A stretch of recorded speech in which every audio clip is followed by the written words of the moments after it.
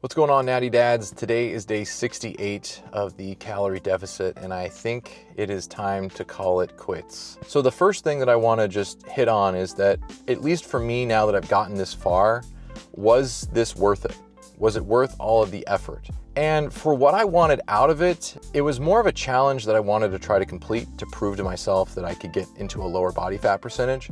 And below, 16, 17%, I don't see a lot of health benefits. I don't see a lot of overall energy benefits. It's actually starting to be more of a diminishing returns to where, yeah, I'm leaner, but a lot of the quality of life things that I'm trying to maintain is starting to decrease more and more. And so that means that time with my daughter, time with my wife, time having fun outside in the sun in summer is a lot less enjoyable because I'm just low energy all the time.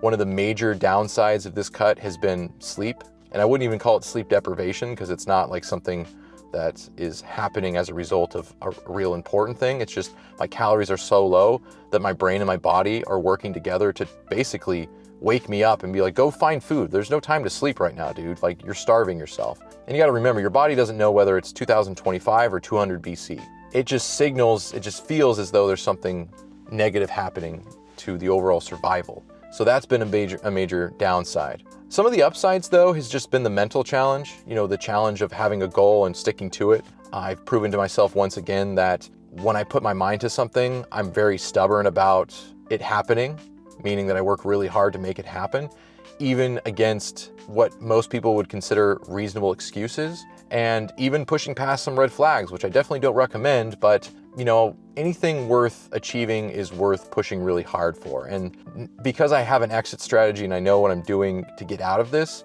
I'm not really worried about how far I push it because I know that bouncing back is not an option. I'm going to stay very diligent about making sure that I slowly increase calories and slowly get back to a more maintenance type calorie amount. But I would say the overall experience has been very eye-opening. I learned a lot about understanding how rapid fat loss is not an ideal situation for somebody who is already at a relatively average, I wouldn't say average, a relatively low or below average body fat percentage. So I started at around 15.2 and I ended up at around 14%, so about 1.2% fat loss, which I am very happy with.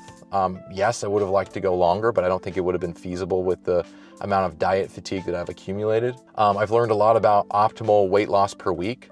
So I kind of always thought that more was better, and it is if there are a couple red flags that you don't consistently run into.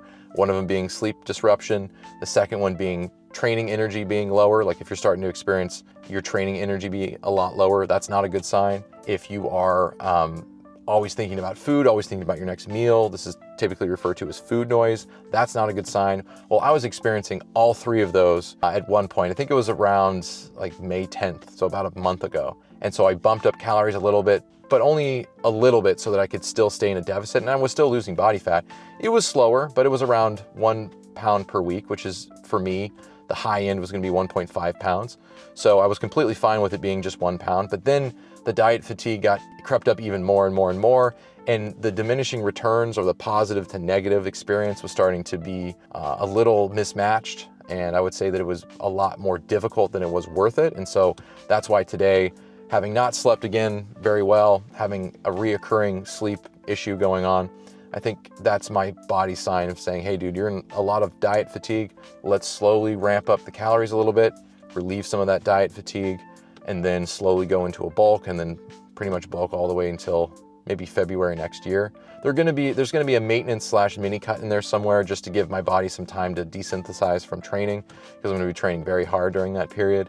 But other than that, it's gonna be just prioritizing a bulk. So anyway, that's a little bit of my recap. I'll probably do a bigger video on like 10 things that I learned during this calorie deficit or something like that, but I just wanted to put that in as the journal entry and go from there. Thanks a ton for watching this video. Thanks for watching all of these calorie deficit vlog videos. I'll be transitioning into a maintenance vlog now to kind of show that experience behind the scenes, and then that'll slowly transition into the bulk vlog that I'll do later this year. So thanks a ton for watching. Subscribe if you want to see more videos like this, and I'll see you in the next video.